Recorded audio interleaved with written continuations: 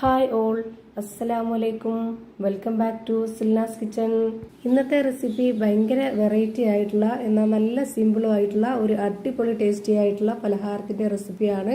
എത്ര കഴിച്ചാലും മടുക്കാത്ത, അധികം എണ്ണ കുടിക്കാത്ത ഒരു അടിപൊളി ടേസ്റ്റി ആയിട്ടുള്ള പലഹാരത്തിന്റെ റെസിപ്പിയാണ്. കുട്ടികൾക്കും വലിയവർക്കൊക്കെ ഒരുപോലെ ഇഷ്ടാവും. അപ്പോൾ ഇതെങ്ങനെയാണ് തയ്യാറാക്കുന്നതെന്ന് അറിയാനായിട്ട് വീഡിയോ സ്കിപ്പ് ചെയ്യാതെ മുഴുവനായിട്ട് തന്നെ കണ്ടു നോക്കണേ. റെസിപ്പിയിലോട്ട് കിടക്കുന്നതിന് മുമ്പായി സിൽനാസ് കിച്ചൺ ചാനൽ ആദ്യമായിട്ട് കാണുന്നവരാണെങ്കിൽ പ്ലീസ് ഒന്ന് സബ്സ്ക്രൈബ് ചെയ്തേക്കണേ. ഒപ്പം തന്നെ ഈ വീഡിയോസ് നിങ്ങൾക്ക് ഇഷ്ടപ്പെടുകയാണെങ്കിൽ ഒരു ലൈക്ക് ചെയ്ത് ഷെയർ ചെയ്ത് സപ്പോർട്ട് ചെയ്യാനും മറക്കരുത്. ഇനി നമുക്ക് ഇതെങ്ങനെയാണ് തയ്യാറാക്കുന്നതെന്ന് നോക്കാം.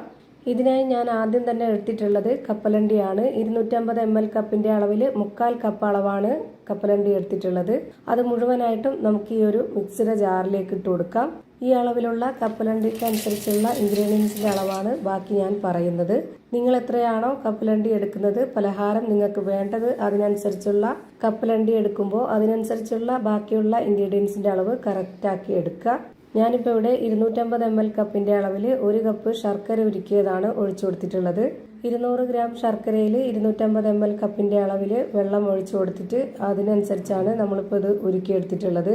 അത് മുഴുവനായിട്ടും ഒഴിച്ചു കൊടുത്ത ശേഷം പിന്നെ ഇതിലേക്ക് വേണ്ടത് തേങ്ങ ചിരകിയതാണ്. 1/2 കപ്പിൽ 1 കപ്പ് നിറയെ ചിരകിയ തേങ്ങയും ഇട്ട് കൊടുത്തിട്ടുണ്ട്. പിന്നെ ഈ ഒരു പലഹാരത്തിന് നല്ലൊരു മണത്തിന് വേണ്ടി 2 ഏലക്കയും ഇട്ട് കൊടുത്തിട്ടുണ്ട്.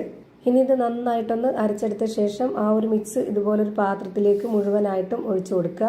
ആ ഒരു ശർക്കര ഉരുക്കിയതല്ലാതെ വേറെ വെള്ളമൊന്നും ഒഴിച്ചു കൊടുക്കാതെ ഇതുപോലെ നന്നായിട്ട് അരച്ചെടുക്കുക. കുറച്ച് കട്ടിയായിട്ടിരിക്കണം. ഇനി നമുക്കിതിലേക്ക് വേണ്ടത് മൈദയാണ്. മൈദ 250 ml കപ്പിന്റെ അളവിൽ 1/2 കപ്പ് എടുത്തിട്ടുണ്ട്. മൈദമാവിൽ ചെയ്തെടുക്കുന്ന പോലെ തന്നെ നിങ്ങൾക്ക് ഗോതമ്പ് പൊടിയിൽ ചെയ്തെടുക്കണമെങ്കിൽ അങ്ങനെ ആവാം. മൈദാമാവിലാണ് ഇതുപോലെ ചെയ്തെടുക്കുമ്പോൾ കൂടുതൽ ടേസ്റ്റ് ആയിട്ട് തോന്നിയിട്ടുള്ളത്. അതുകൊണ്ടാണ് ഞാൻ മൈദ എടുത്തിട്ടുള്ളത്. നിങ്ങൾക്ക് ഇഷ്ടമുള്ള പൊടി എടുക്കാവുന്നതാണ്. ഇനി നമ്മൾ ആ ഒരു മധുരത്തിനെ ഒന്ന് ബാലൻസ് ചെയ്യാനുള്ള ഒരു നുള്ള് ഉപ്പും ഇട്ട് കൊടുത്ത ശേഷം ഇതൊന്ന് കറക്റ്റ് പരുവത്തിലേക്ക് മിക്സ് ചെയ്തെടുക്കാനായിട്ട് 250 ml കപ്പിന്റെ അളവിൽ 1 കപ്പ് വെള്ളം എടുത്തിട്ട് അതിന്റെ പകുതി ആദ്യം ഒഴിച്ചു കൊടുത്തതിന് ശേഷം ഒന്ന് നല്ല പോലെ വിസ്ക് വെച്ചിട്ടൊന്ന് ഇളക്കി കൊടുക്കുന്നുണ്ട്. പിന്നെ ബാക്കി കൂടി നമുക്ക് ഒഴിച്ചു കൊടുക്കാം.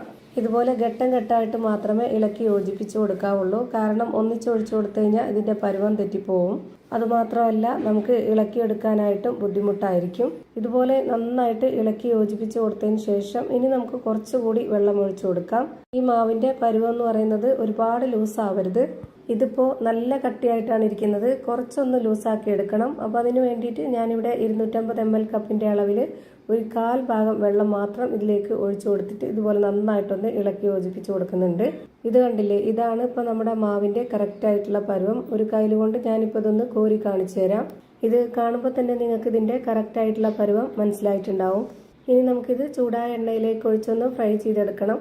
അതിനായി ഞാൻ സ്റ്റവിലേക്ക് ഒരു കടായി വെച്ച് കൊടുത്ത് ഫ്ലെയിം ഓണാക്കി കൊടുത്തിട്ടുണ്ട്. അതിലേക്ക് കുറച്ച് എണ്ണ ഒഴിച്ചു കൊടുത്തതിന് ശേഷം ഇതൊന്ന് മുങ്ങിപ്പൊരിയുന്ന രീതിയിൽ വേണം എണ്ണ ഒഴിച്ചു കൊടുക്കാൻ.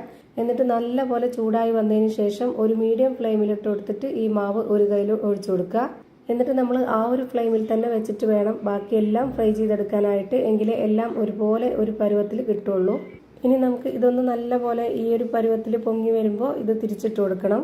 1 മിനിറ്റ് നേരം ഈ ഒരു ഭാഗം കൂടെ ഒന്ന് വെന്ത് കിട്ടിക്കഴിഞ്ഞാൽ പിന്നെ നമുക്കിതെടുത്ത് മാറ്റാവുന്നതാണ്. അപ്പോൾ അതാ ഭയങ്കര സിമ്പിളാണ്, നല്ല ടേസ്റ്റുമാണ് കഴിക്കാനായിട്ട്. അതുപോലെ തന്നെ ഇതിലൊട്ടും തന്നെ എണ്ണ കുടിക്കുകയില്ല.